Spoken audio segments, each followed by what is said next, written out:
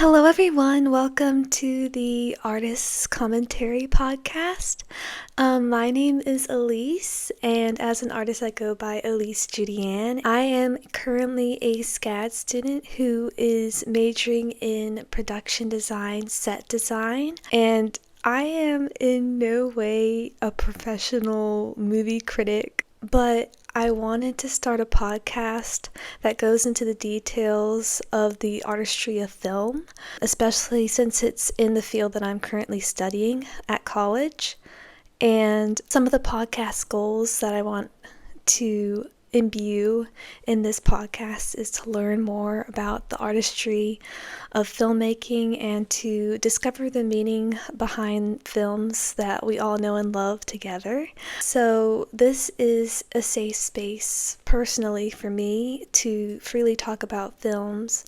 And honestly, I took some very extreme rhetoric classes back in high school a couple of years ago, and I slowly got into this habit of overthinking about speaking, which I know that might sound weird to some of you, but I wanted to be honest with you all about that. I felt like I needed, especially recently, I felt like I've needed an outlet where I could regain this confidence that I've lost over the years, slowly lost over the years. And something that I really love to talk about is movies. So, yeah, I thought it'd be appropriate to start a podcast where I talk about movies. And the reason why I named it the Artist's Commentary is because directors will commentate on their films. It's called the Director's Commentary, and it's when they'll basically do a voiceover where they'll be talking about the film that they've made, and you can watch the film as they're talking about how they made the film. And so I thought it'd be appropriate to name the podcast The Artist's Commentary because most of the episodes I'm actually going to be watching the films and commentating as I'm watching the films on the artistry behind the films, basically. Today we are going to be talking about the film 1917. It'll be a commentary podcast on 1917, which is a film that I've recently fallen in love with. I watched this film, it was about a week and a half ago, I believe. And just like Krysty Wilson Cairns, I hope I'm pronouncing her last name correctly. It's either Cairns or Carnes. She was the co-writer, and she said in an interview that she loved the fact that this was a war movie where the main fight was to stop a battle. And that's one of the reasons why I love this film so much, is because this is a war movie about a fight that was to stop a battle. And so here's a short summary of the film 1917 for those of you who haven't seen the film in a while. 1917 is a film set in World War I, and it's about two British soldiers who are tasked with delivering a message, and the message is meant to stop a battle from happening, and they have to cross no man's land in order to deliver this message. And in all honesty, I cannot tell you or express to you all how much I love this film. This is by far the best World War movie I believe I've ever seen. I absolutely love the casting. George Mackay does an absolutely beautiful job in this film with his character. I love the cinematography. The cinematography is actually the main reason why I decided to watch the film. I think I'd heard that the cinematography had won an Oscar, and Roger Deakins was the cinematographer for this film, for those of you who didn't know. And he did win an Oscar for this film, and that was what intrigued me. I was like, if the cinematography won an Oscar for this film, it must have been really good. And it was absolutely insane. The cinematography in this film is stunning, and we'll go into more detail about that as we watch the film. And everything about this film is just so visually stunning. And it's not a true story, but it's based on first-person accounts. And of course, it's dedicated to the director's grandfather, who actually served in the British ranks during World War I. He was a British soldier who fought in World War I. And it's director Sam Mendes's passion project for sure. And he talks a lot about that in the behind the scenes, which if you haven't watched the behind the scenes for this film in particular, you should definitely give it a look. There's so many interesting things that they talk about. So this is how the podcast is going to go today. We're going to watch the film together, and as we're watching the film, I'm going to commentate on it just like a director would for the director's commentary. I will not be showing the film on the screen due to copyright issues, but I encourage you to watch the film. Before I start watching the film myself, I'm going to do a little countdown so that everyone who's watching and wants to watch the film with me, you can watch it with me at the same time as I'm watching it. Also, if you have not seen the film, please, please, please go and watch the film before watching this podcast. You're going to be so confused. There will definitely be spoiler alerts, of course, because we're going to be watching the entire film together. So please, if you have not seen the film, go and watch the film before listening to this podcast. You'll definitely be grateful that you've watched the film before listening to this podcast. And I don't want to be the one who spoils everything for you either, so please go and watch the movie before listening to this podcast. Since the movie is about 2 hours long, it's a really long movie, this podcast will be split into 2 parts. And I plan to do another podcast where I talk more about what it took to make 1917, because I have read part of the script, I've watched all of the behind the scenes, and I've taken notes on everything from the director's commentary and the interviews that they had for this film. I probably have so much more to say than just the commentary on the film, so I probably will be putting another podcast episode out there where I'm not watching the film and commentating on it, but I'm just basically talking about it in a little more detail. So yeah, look out for that. That episode will probably be coming out soon after these 2. Also, something special about this podcast episode today is it's going to be released on April 6th. And April 6th, if you remember, is the day that the film takes place. So I thought, what better day to release this podcast episode than on the day that is actually meant to take place. So right now I'm going to go ahead and pull up the movie. As of today, it is currently on Netflix, so if you have a Netflix subscription, you can just go onto Netflix and watch it there. I'm going to go ahead and pull it up on my screen, and I'm going to do a countdown. When I say play, we're all going to press the play button. Okay, so I'm just going to give everybody a minute to pull up the movie so that you can watch it while I'm watching it, and so that you also have a visual of what I'm talking about. I'm a visual learner, so I personally find it very helpful when I have something to look at so that I can understand it better. And if you want to pause right now, take a minute and pull it up, please do so. But I am already there, and I'm gonna go ahead and do the countdown. 3, 2, 1, play. And the movie has begun. We see the Universal logo. Also, I don't know if I said this already, but I absolutely love the score of this film. The score of this film is absolutely beautiful. It really enhances the psychological themes of the film as well, which I'm sure was very difficult to do.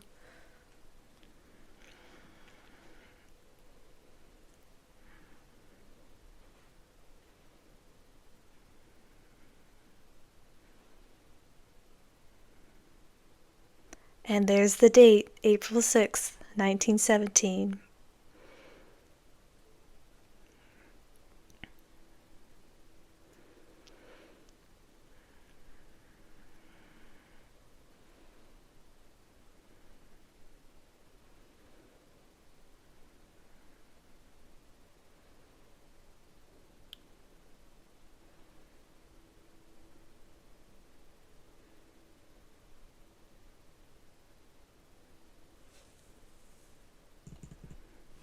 And here we see Blake and Schofield.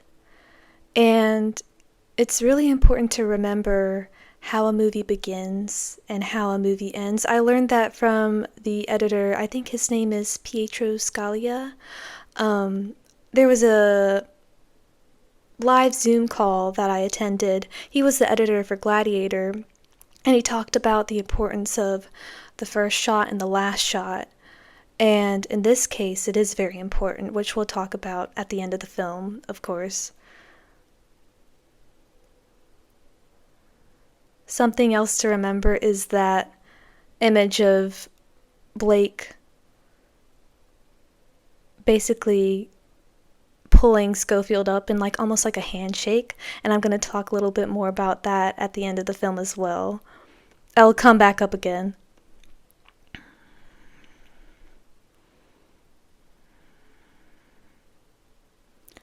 They had so many extras on this film.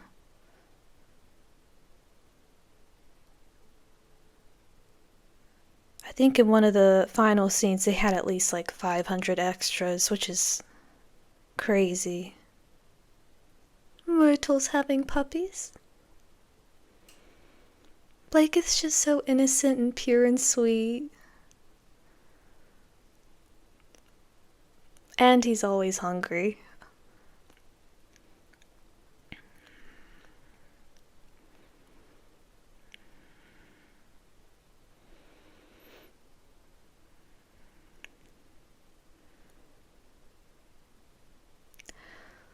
I think another thing that I really love about this film, and Sam Mendes mentions this in the director's commentary, is that the film was never meant to be a history lesson. You didn't need to know anything about World War I in order to become completely immersed in this story. And I really appreciate that. I'm really thankful that they didn't turn it into a history lesson.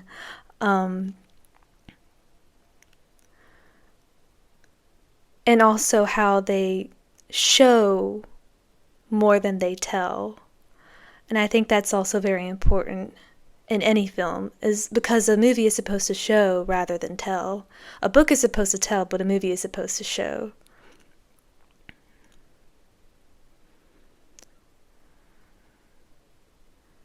And here we see them descending into the trenches. And if you listen to the score also, the strings kind of crescendoed downwards, if that makes any sense, which I loved, that detail that Thomas Newman added in the score.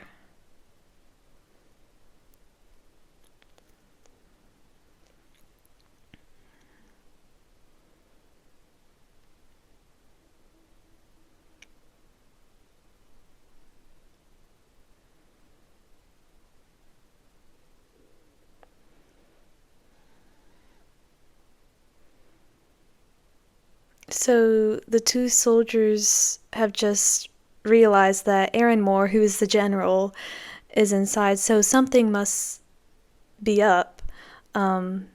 Maybe what they're about to hear or about to get themselves into is bigger than they thought it was going to be. I love the lighting in this scene too.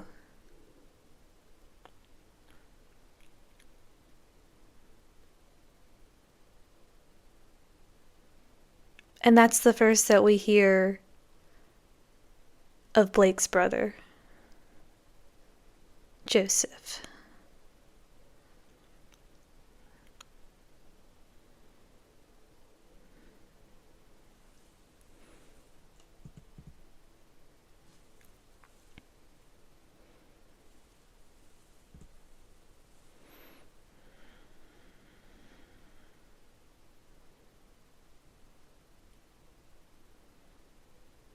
And you hear the ominous music in the background.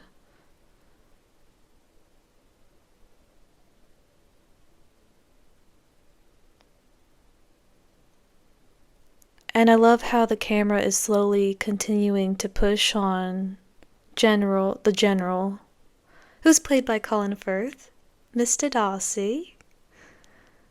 a wonderful British actor.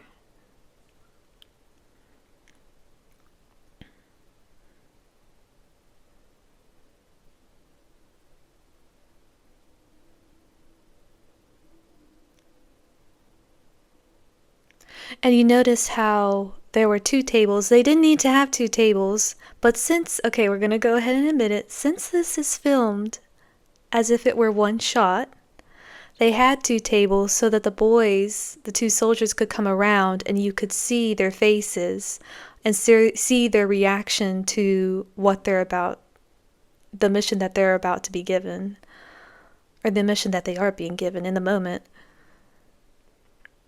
I love Schofield's reaction right here. George Mackay again does a brilliant job in this film. And his reaction right there is absolutely priceless. It's beautiful, and it's definitely necessary. Because he's the only one in the room who's going like, is anyone else hearing this? Is anyone else hearing that we're going to have to cross no man's land in order to deliver this message, which most definitely means that we are probably going to die delivering this message? I mean, it's a very dangerous mission. And Blake is just like, yes, sir. I'm ready to do this right now. But that's because of the love that he has for his brother.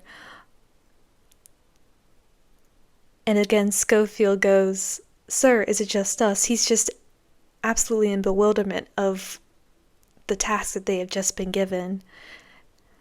And he's questioning whether if it's actually real.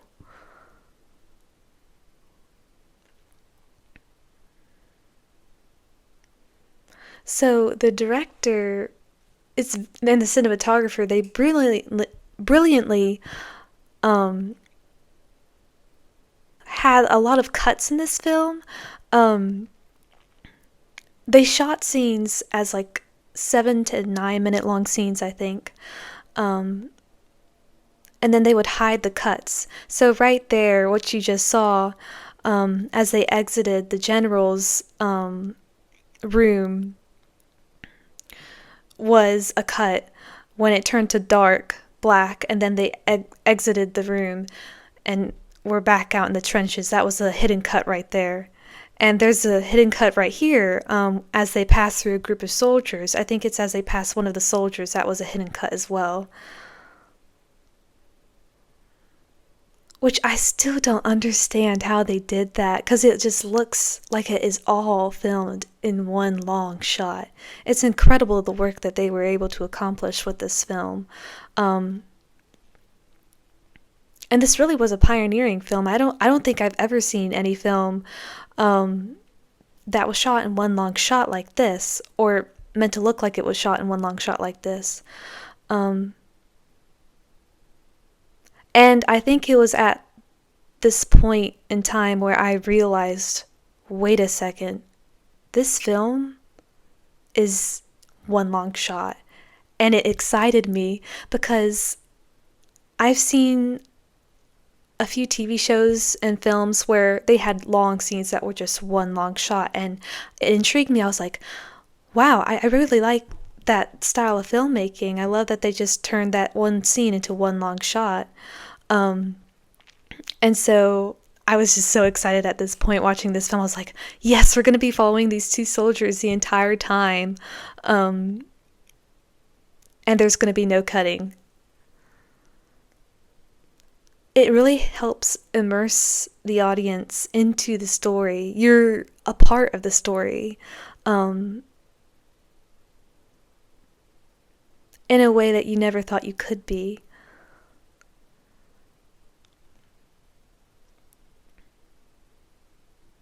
It's almost as if you're another soldier on the mission with Schofield and Blake, walking behind them in the trenches.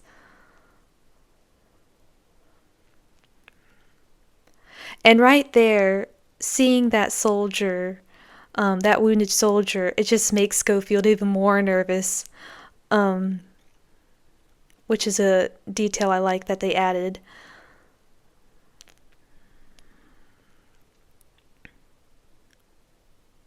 Oh, and poor Blake knocks down a soldier. He doesn't look where he's going.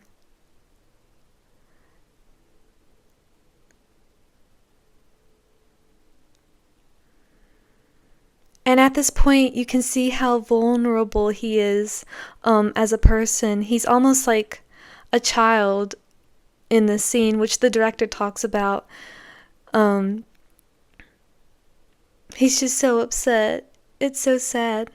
And what's funny is that this was the first obstacle that the two men go through on their journey. The first major obstacle is one of their own men, which is crazy. And I found that really funny that was the first obstacle that they went through. Oh, and here we hear that Schofield is a much more experienced soldier than Blake is. Um, because he's gone through, I think it was Tietful, the Battle of Tietful, and the Battle of the Somme. Um, I don't know if Tietful was a battle. Maybe it was a location. I'll have to look that up. But I know that the Battle of the Somme was a major battle, and that it marked the bloodiest day in military history in Great Britain. And Schofield was a part of that. And you can tell that he doesn't want to talk about it because of how horrible it was. I think there were over 1 million casualties on both sides, the Germans and the British, which is horrendous. I can't even imagine what those men had to have gone through, especially the men who survived.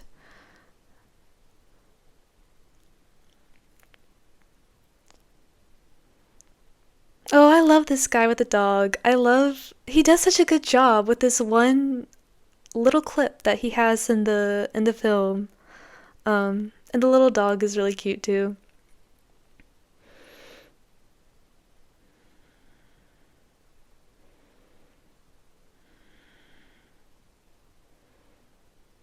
Ah, and here we meet Lieutenant Leslie.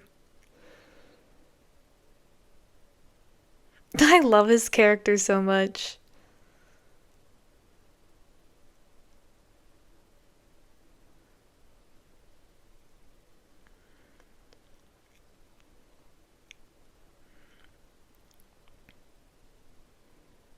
This idiot thought it was Tuesday.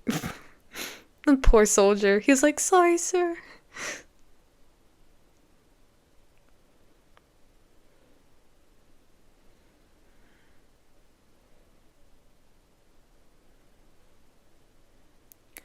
The point of this dialogue, I think, is to scare Schofield even more. He's already scared and wary about whether if the Germans have actually gone, but now he's actually really wondering at this point whether if they're gone. Um,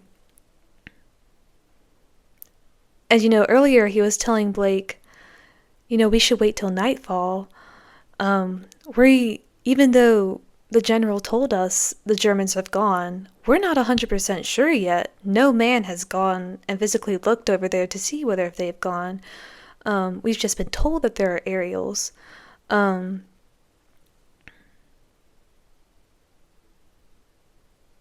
and so I think the point of this dialogue again was to make the audience wonder whether if Lieutenant Leslie is correct, or if the general is correct, or if Schofield is the one who's right, or Blake is the one who's like. You're trying to figure out who this is, and it's making the audience wonder whether if the Germans really are or aren't over there, um, and that keeps the audience on their toes, I think, because again, they're not 100% sure what's over there, whether if the Germans have or haven't gone.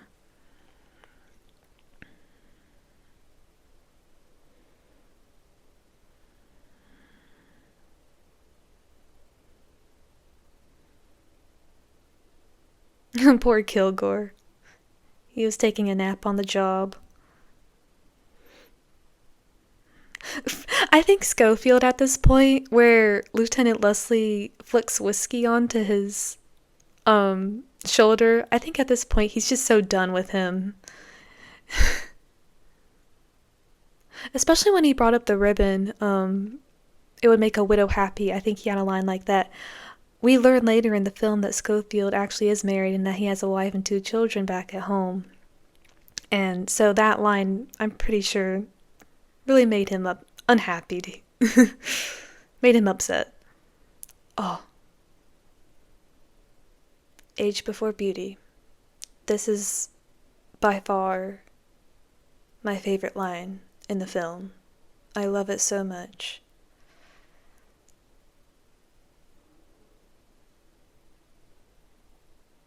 The entire script in general, too, is beautifully written. I would highly encourage all of y'all to read the script.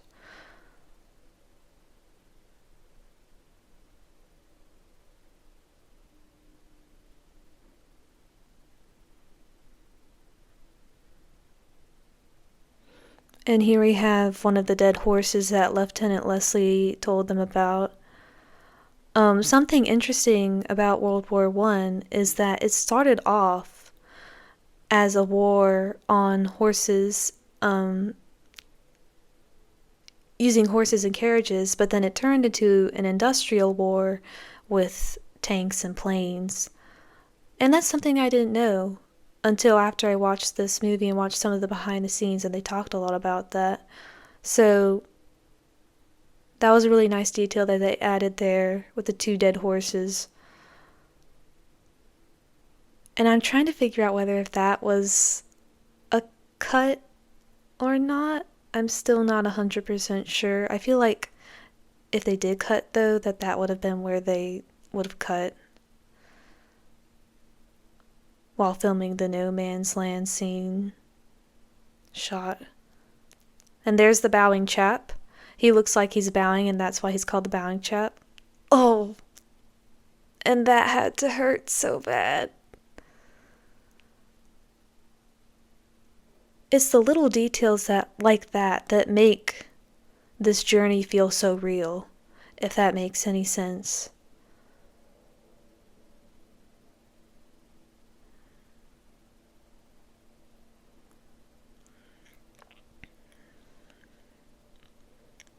You can see here that Schofield is kind of taking the lead, because again he's had more experience than Blake has. He's a little bit older than Blake is as well, and so he's kind of taking the lead here. And Blake also kind of looks up to him, you know. Earlier he talked about the medals, and I think he thought that was cool that Schofield got a medal, and Schofield's like, I don't want to talk about that because it was a terrible time. Oh man, and he just put his hand through that carcass that had a rat in it too, if you looked closely.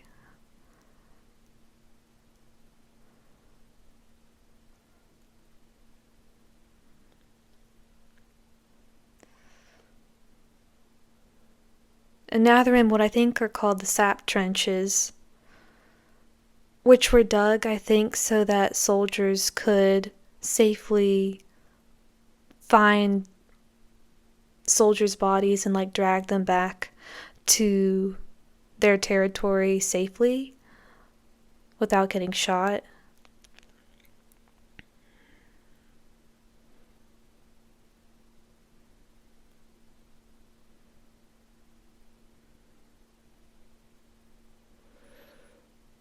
And I think we see a tank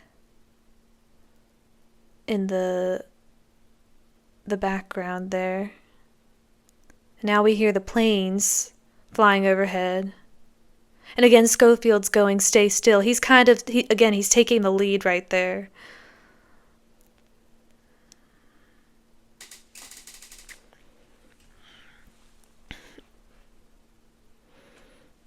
Poor Blake. If Blake was alone on this mission, I don't think he would have made it, which we all know that he doesn't make it, unfortunately.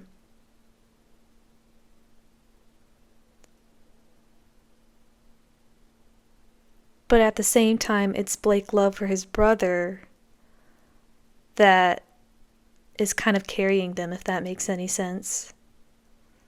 So I guess you do kind of need Blake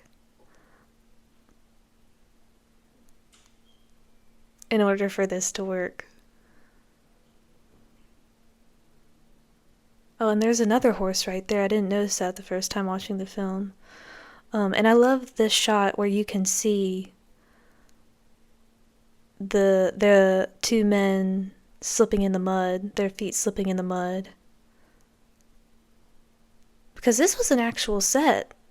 This was shot on location in England, and they were actually slipping and sliding around in the mud. Like, none of that is acting, and they talked about that in interviews, George and Dean Charles Chapman, how that shot right there was actually what was happening. That was not acting.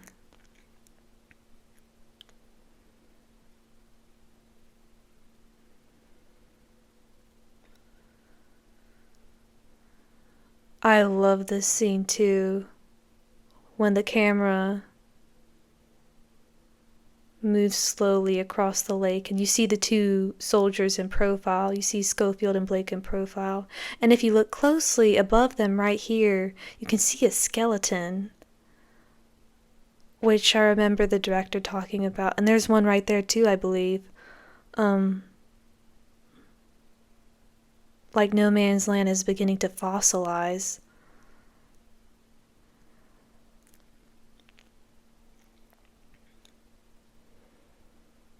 Sco. I love how Blake calls Schofield Sco. He names him Sco. I wonder how Schofield feels about it. I really do wonder whether if they knew each other before the film, like that they were actual friends before the film begins. Or if they like had just met. Or that Schofield was the one that was closest to Blake and he was like, I'll just take you. I don't know. I feel like the director, he called them friends, so maybe they were friends before the film begins.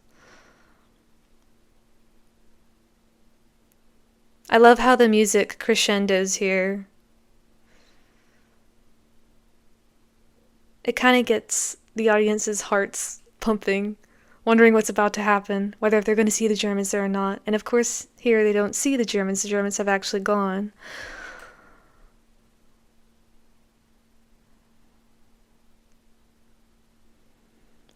To Schofield's surprise.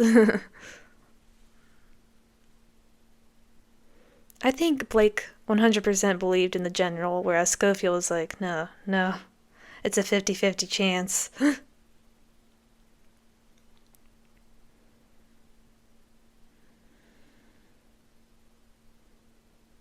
He used up almost all of his water on his hand. He should have saved it because he's gonna need more water in a minute.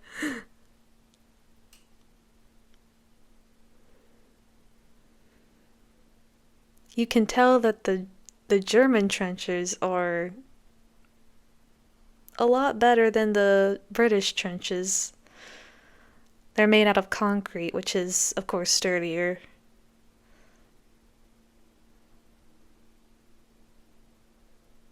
And now the audience is wondering whether they've actually gone, whether there are some stragglers. Maybe they aren't alone, maybe there are some Germans still left there to guard the trenches. And that was the point of kicking the bucket over.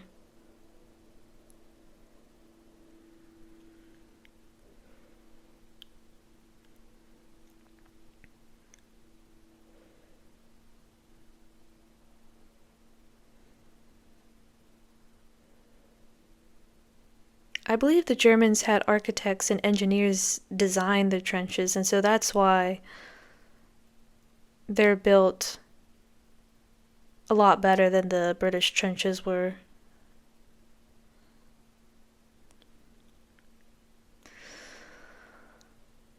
I really do wonder why Schofield followed Blake down into this dark tunnel, because you would have thought they should have looked for another way, you know. I remember the director talking about how the lights that they had were designed by Roger Deakins, who was the cinematographer, again, was the cinematographer for this film. Which I thought was really cool. That he designed the light for both of the soldiers to have.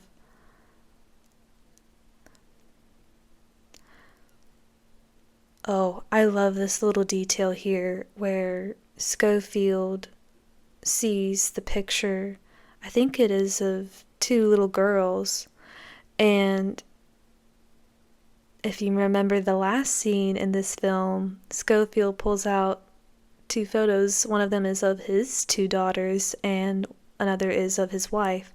And so that's a little hint about Schofield and his background, and the fact that he has two daughters at home. You know, when he's looking at that picture, he's thinking of his two daughters. And there's the rat. Bloody hell. That is a big rat.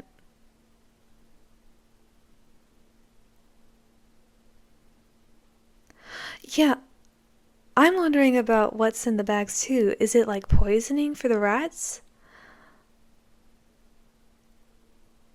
Or is it actual food for the rats to kind of divert them from picking at the soldiers?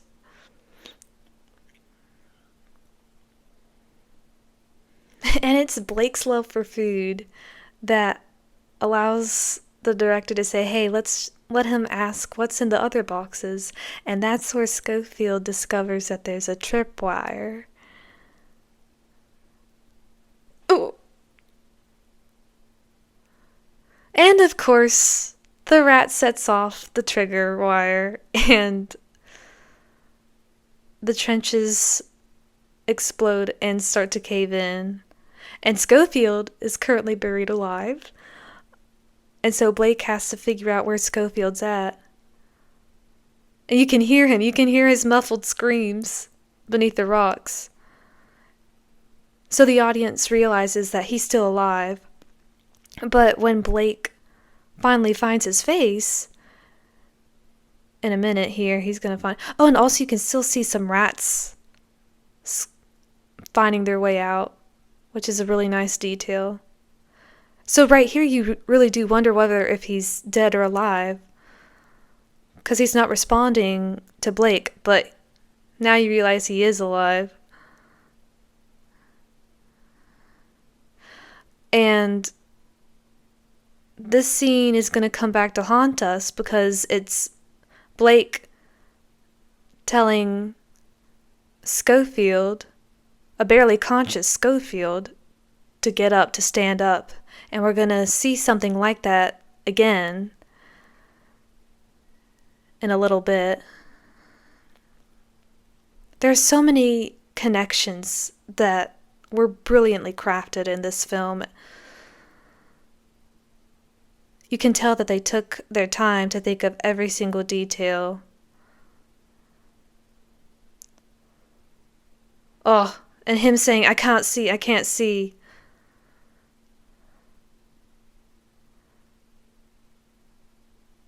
You're really scared for Schofield at this moment because he can't see and he's about to walk over there, right there.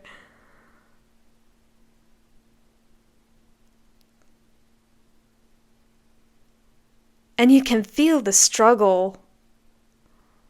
Because, I mean, Schofield can't see anything. And he's barely grabbing onto Blake.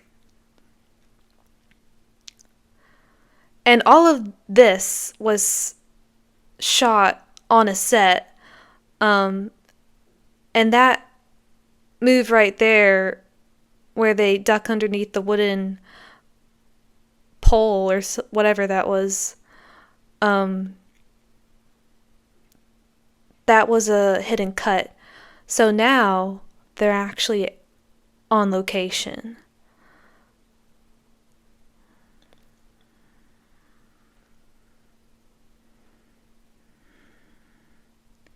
And here we get a kind of different atmosphere.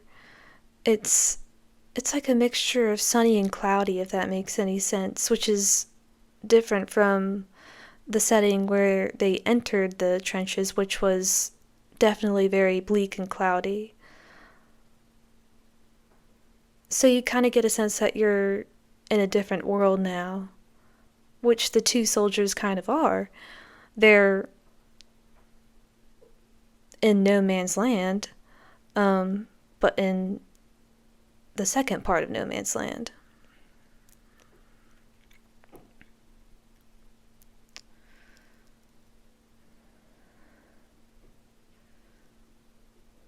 And poor Schofield, after getting so adrenalized, is very upset with Blake for choosing him. But Blake's like, but I didn't know that this was what we were supposed to do. And so we have a little bit of a conflict between the two characters here.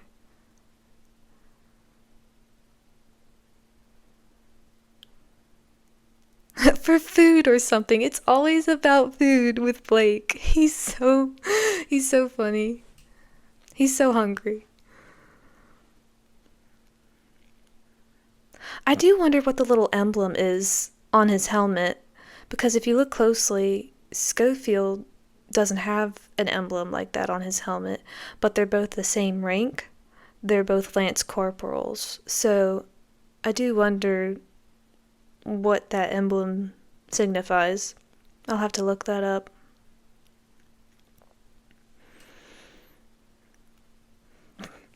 Up yours, Lieutenant. I love that line so much. That was the perfect line to say while firing the flare. And again, we have Blake picking Schofield up almost with like a handshake, and that's gonna come up later on in the film. And you see the flare in the background there, which again is a really nice detail. I love that. And I don't think I noticed that till after I'd watched it a couple of times, and I was like, oh, I like that.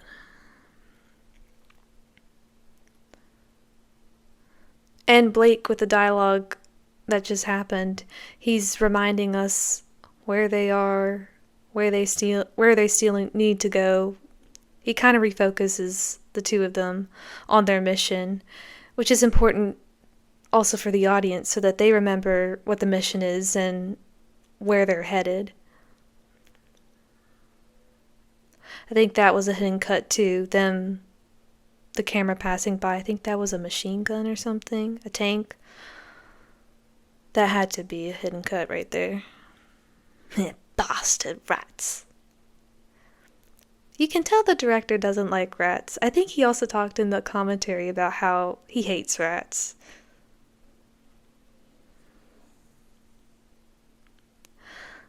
I think this was what Dean Charles Chapman, the dialogue that he had to say in his audition for the part of Blake. He had to tell this story, and I love that.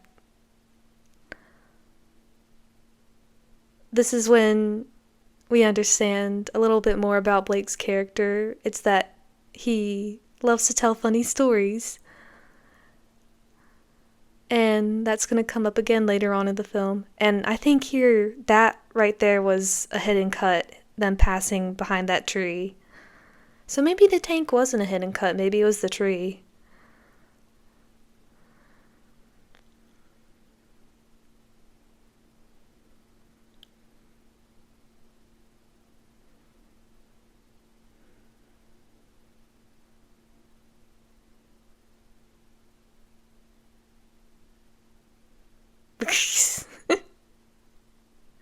I love that Schofield's laughing here. I love that Blake is making Schofield laugh, because he doesn't laugh much in the film. I mean, what is there to laugh about? It's a terrible war that they're going through and they're fighting for. And here's the second appearance of the planes. There's a total of 3 appearances that the planes make. I really do wonder how they could tell that they were British planes, because they're so high up in the air, but I guess they could. I'm assuming that they were taught when they went through military training, this is what our planes look like.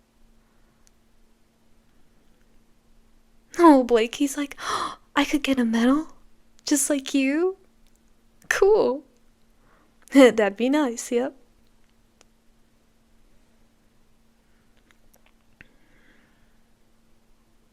And again, here we learn a little bit more about Schofield as a character in the film.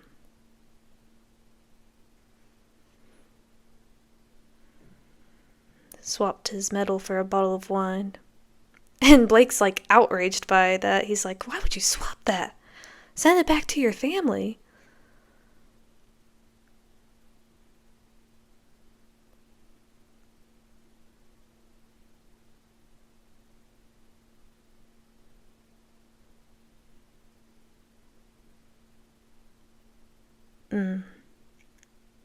I really love that line.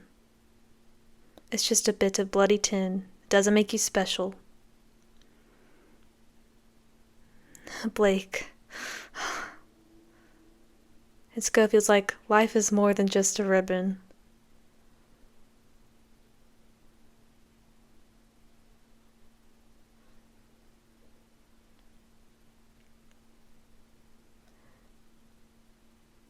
Here you kind of start to understand that Blake has a family back at home.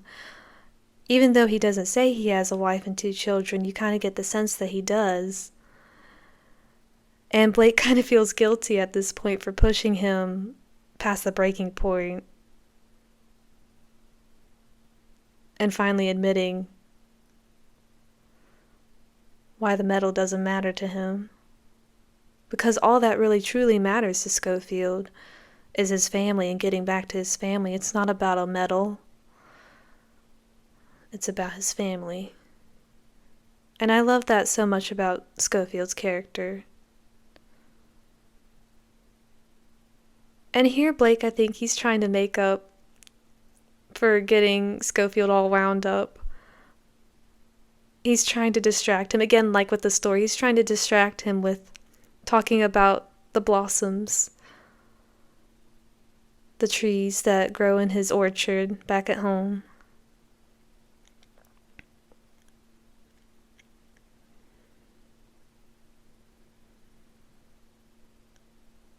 And this is stuff that the Germans would actually do. They would actually cut down trees, and as you see later on in the film, they would gun down cattle so that none of the Allies could use those resources.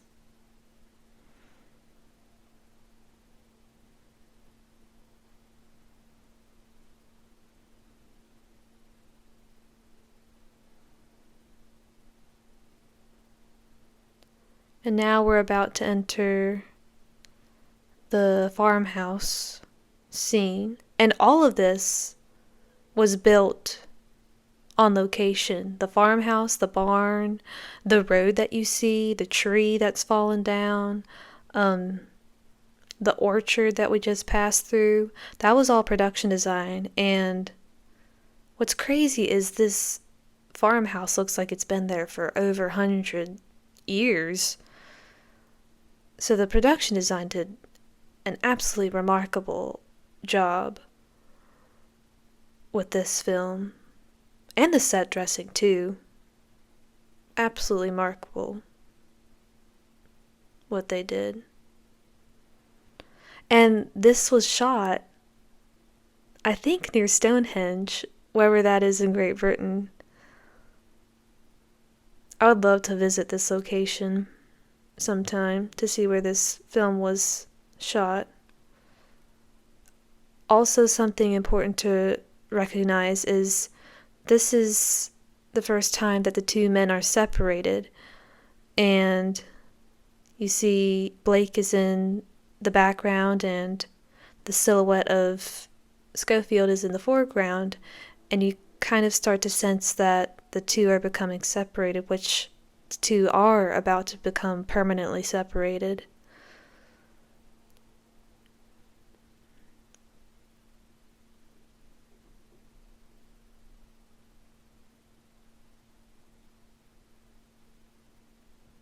And that line right there, Sam Mendes, the director, said he added on the day of shooting because he wanted to emphasize to the audience, he wanted to make sure that the audience understood that they've visited, a bunch of places where something bad could have happened, but at this place in particular,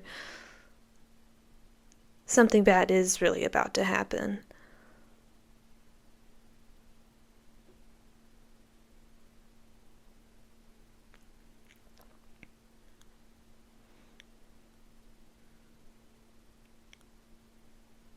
How did that cow survive? You could see other cows in the background that were gunned down. I wonder how that one survived.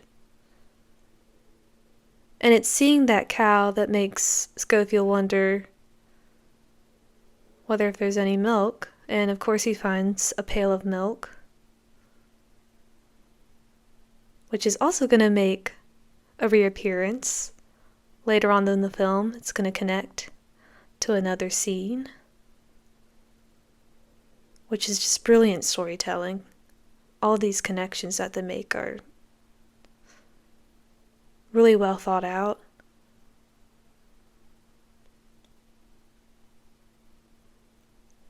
And we hear the planes again, and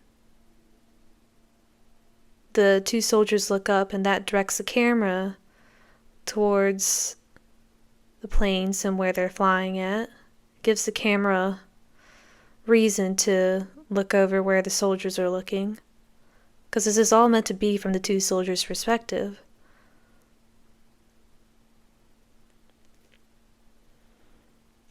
And now instead of just 2 planes, we see 3 planes.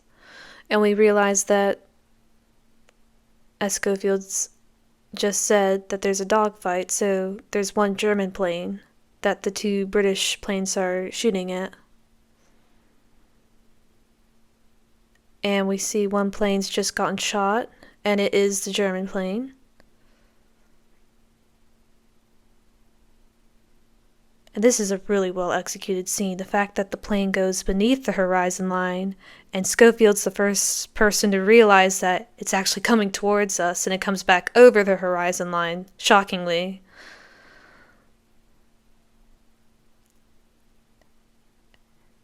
And now it's come into contact with the 2 soldiers.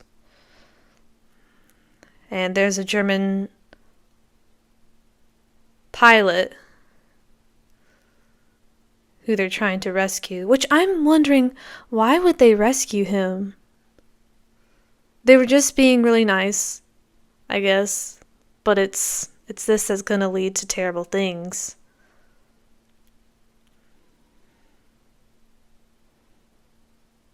Okay, yeah, so Schofield basically was like, we should put him out of this misery. We should go ahead and just kill him.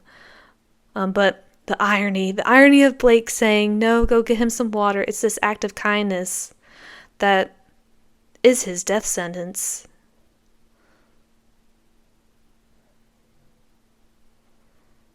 And we hear Blake saying, stop. And so it directs Schofield's gaze back to the German pilot, and we see that he's just stabbed Blake. Oh.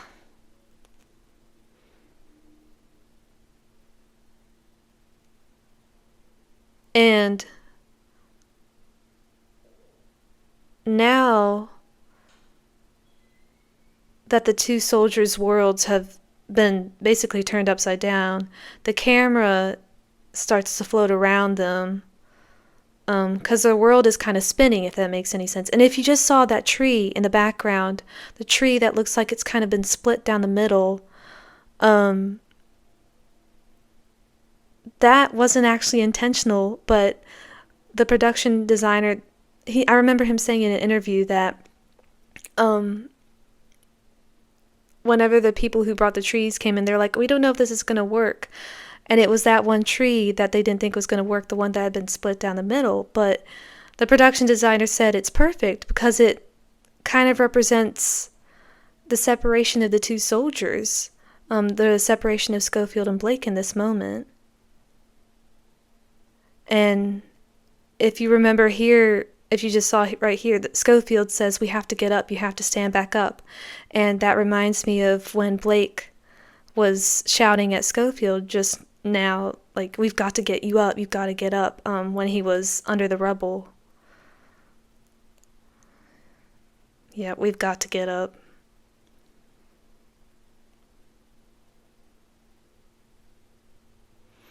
It was a foreshadowing of this, what's happening right now.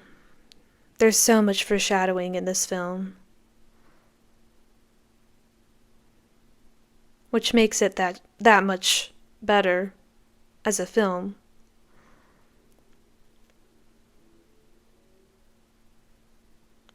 And if you can see, like, the blood is being, it feels like the blood is being drained out of Blake's face. That is actually Dean Charles Chapman's face. Like, they didn't do anything CGI wise to his face. I think it's all acting. Sam Mendes said that was all acting, which is just crazy. It's almost turning white blue. It's crazy that he was able to do that on the day of shooting. Oh, that line. Am I dying?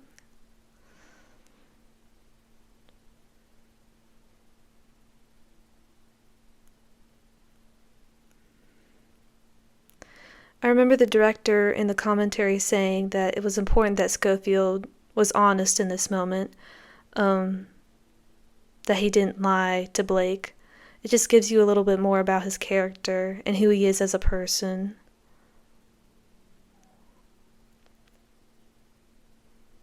That he wouldn't give Blake false hope that he's gonna make it. No, he's actually dying.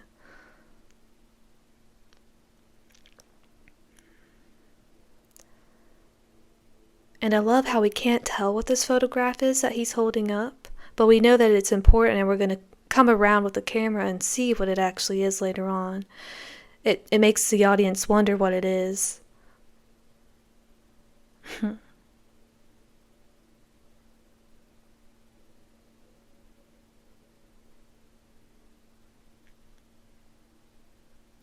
It's so sweet that he's making sure that his mom remembers that he wasn't scared, or knows that he wasn't scared. When we all know that all the soldiers were probably scared of death.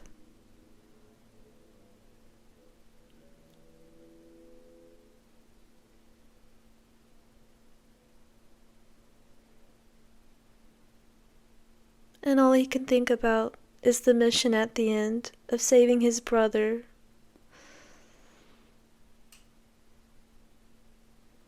I love how assuring Schofield is in this moment. And this is where he makes the promise that he's going to make it. That he's going to find his brother.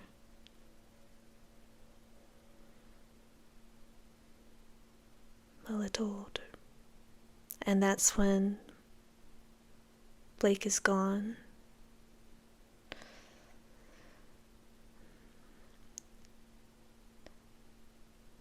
And Schofield, just for a moment,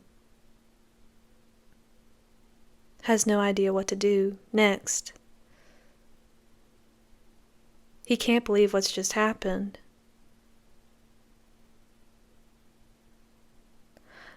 But as he closes his eyes right here, he quickly refocuses himself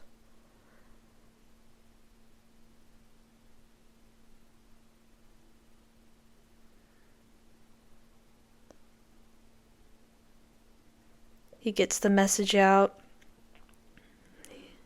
puts it in his coat. Oh, and the map is completely bloodied up at this point, so he can't use that. So he just has to remember where he's going.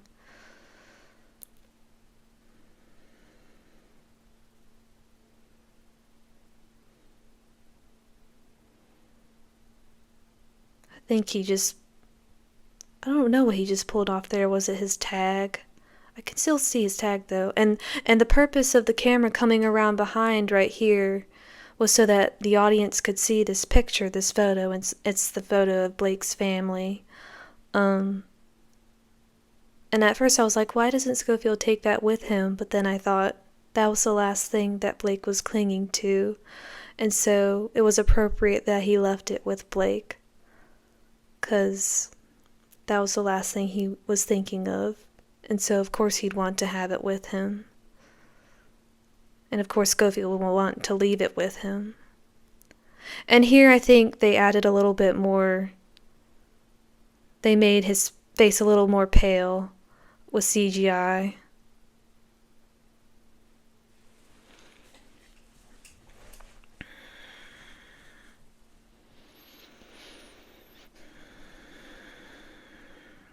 And Schofield, oh, you can't even imagine what he's going through at this point. He's still trying to process what just happened. And this has all happened so fast. This is all one day.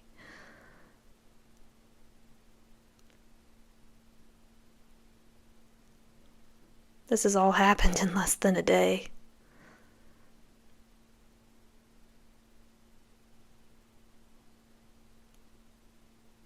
And here enters another character. I can't remember if he's a general or a lieutenant. He's someone in command. But he's someone in command who has a kind soul. And I really love his character.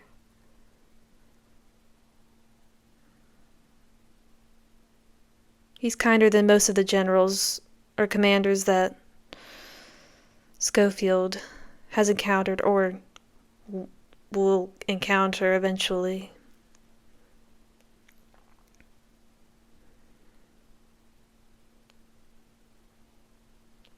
And this person in charge, he comes at a time when Schofield really needs direction. He needs to... Oh, he glances back at Schofield, at Blake one more time. The guy comes at a time where he really needs to refocus himself and get back on task and not dwell on Blake's death.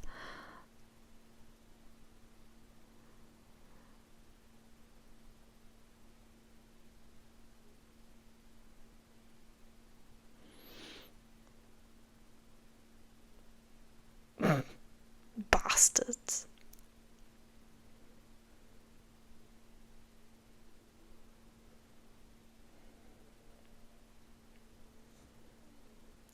Man, if you want to just move it, you should move it yourself. That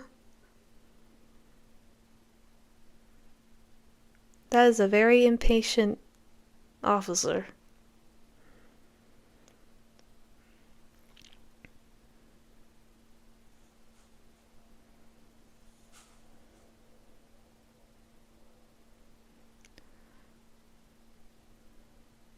So yeah, we realize now that these soldiers are heading to the front line.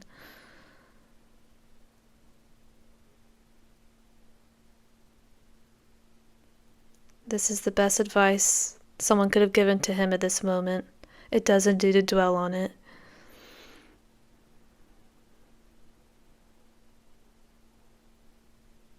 Because he still has a mission, and he's promised to his friend that he's going to make it. He's going to deliver the message, and he's going to see and make sure that his brother is safe.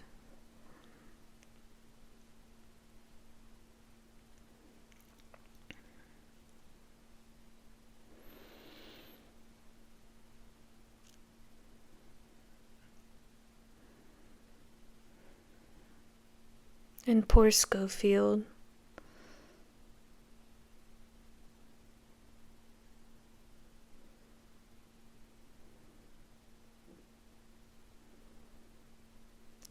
One of the things that I personally love about Schofield and his character is that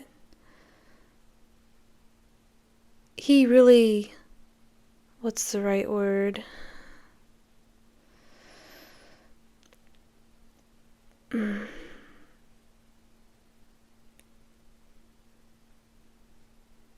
He processes things internally, and I personally can relate to that because I'm an introvert and I tend to process things more internally, and I can get that sense with Schofield, and you can definitely get a sense of that in this scene in particular. You can sense that just by looking at his face that he's so lost, and he's still trying to process what has just happened, the terrible thing that has just happened to him. And you can tell that he's not listening to anything that these soldiers are talking about and gossiping about. And at this moment, he just feels so alone. And he's looking at his watch right there because, yes, he knows he has somewhere he needs to be.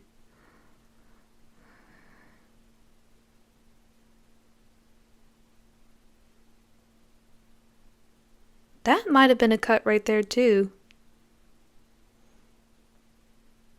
Him getting out.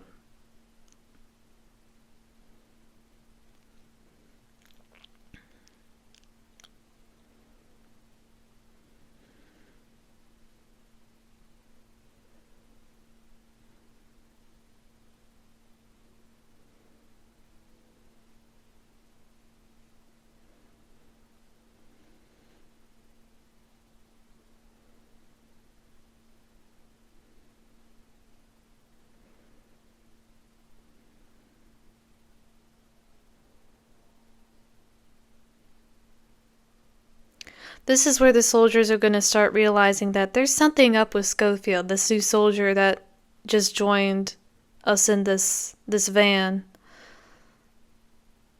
And I think another purpose of adding this scene in was so that Schofield could let out all the emotions that he's feeling right now.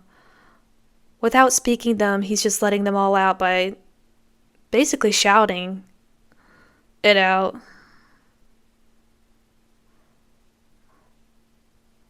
This gives him an opportunity to express what he's just gone through vocally.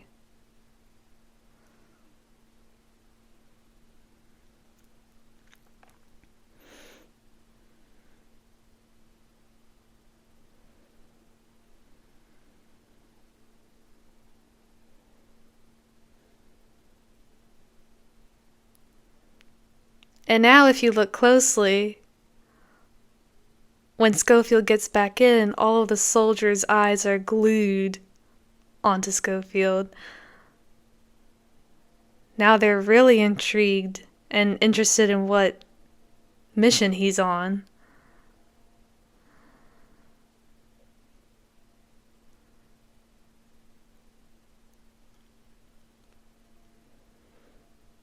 And again, this is another verbal reminder to the audience about what he has to do.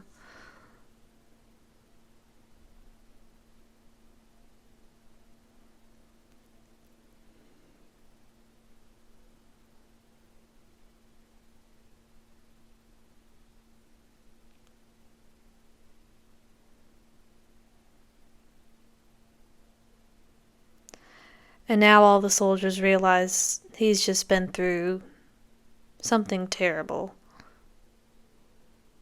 That he's just lost the soldier or the friend that he was traveling with.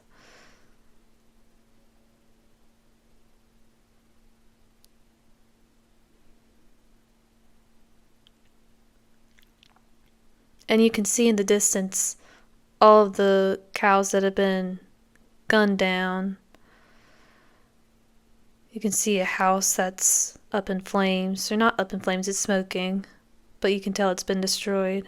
Some trees are down as well. Just the destruction that the Germans brought upon France. And when they say it's not even our bloody country, it's not. They were British soldiers. And you see right there, he just put the letter into his shoot, why am I blanking on this? It's his cigar tin. His cigar tin. There we go.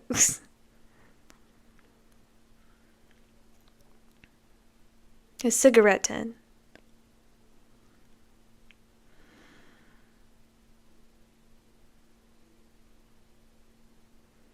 Man, that soldier just speaks his mind. He's very young.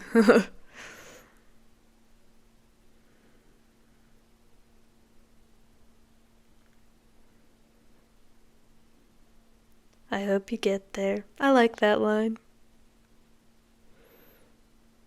Were those some planes to the right? I wonder if those were planes. Either they were planes or they were birds.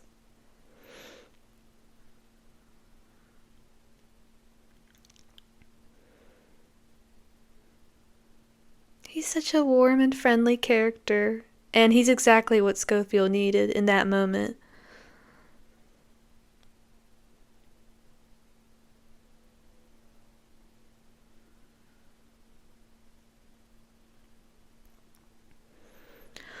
Oh. And now the audience is wondering whether if Colonel Mackenzie is even going to listen to or read the letter that Schofield is trying to deliver to him, or even obey the orders that Schofield is about to deliver him.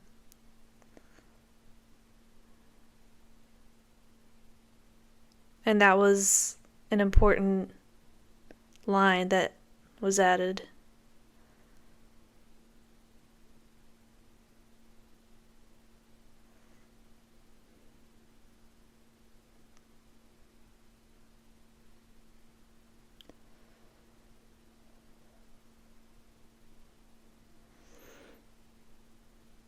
I love this scene.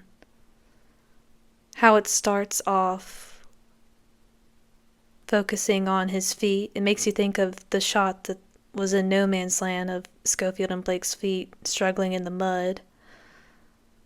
And then I love how the camera slowly angles itself to look at Schofield in profile.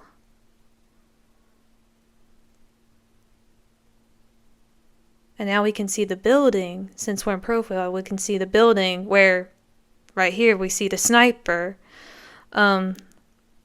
shoots at Schofield. So we understand where the bullets are coming from. It's coming from that building up there. But we can also see where Schofield is at. He's climbing across a bridge over, I think it was a quarry. Yeah, it's definitely a quarry.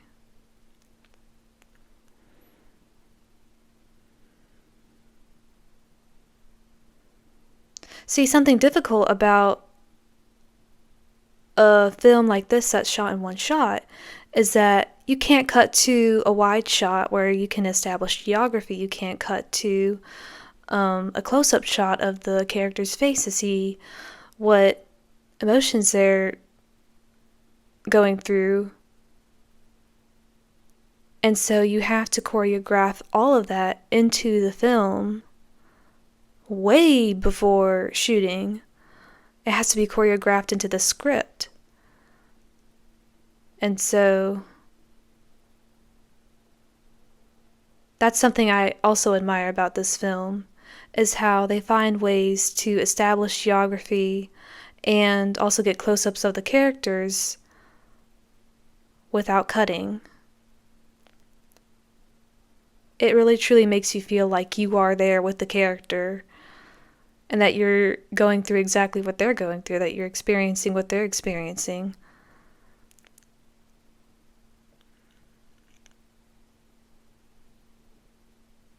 While also making sure that you realize where you were at with the character.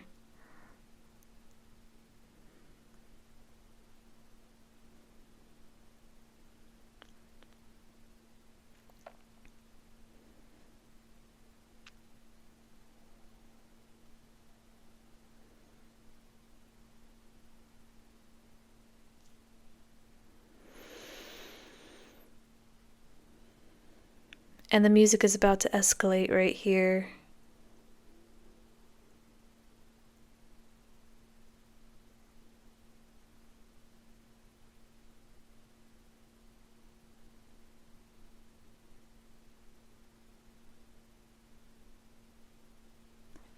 And the two shoot each other, and the screen goes to black.